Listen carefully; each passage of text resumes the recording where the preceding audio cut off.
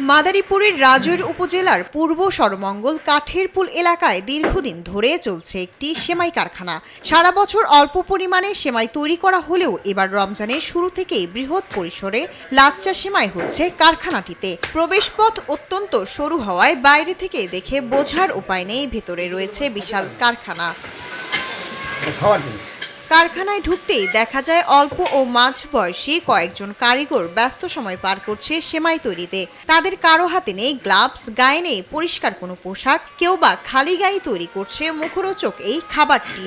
নোংরা পরিবেশেই রাখা হচ্ছে তৈরিকৃত সেমাই। কারখানাটির দরজার পাশেই রয়েছে একটি খোলা টয়লেট। এমন নোংরা ও অস্বাস্থ্যকর পরিবেশে সেমাই তৈরির কথাও স্বীকার করেন কারিগররা। এই কাজটা করি তখন আমাদের তেল ডালডা ময়দার কাজ, আগুন পানির কাজ, এই জন্য পোশাকটা মাঝে মাঝে খুলে রাখি, সবসময় পরে থাকা সম্ভব না। এখানে আমরা তো অনেক ময়লার মধ্যে সেমাইগুলো রাখা দেখতেছি। না ভাই, ময়লার মধ্যে সময় রাখি না।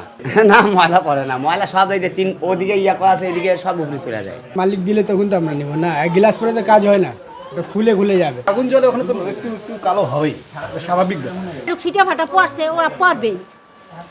আর তো আর না মেশিন না যে গুছাই গুছাই থাকবে।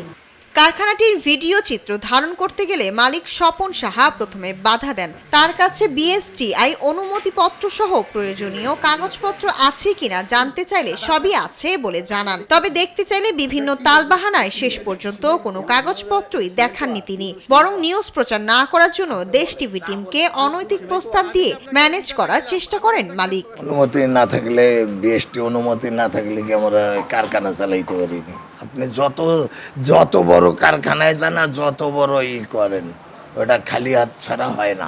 ময়লার মধ্যে কেমনে উপরে টিনের উপরে রইল হেঁটে যদি আপনি ময়লা কন, তাহলে আর বলার তো কিছু নাই। আমি যে আপনাকে পোকা দেখাইলাম, ওই পোকাটা।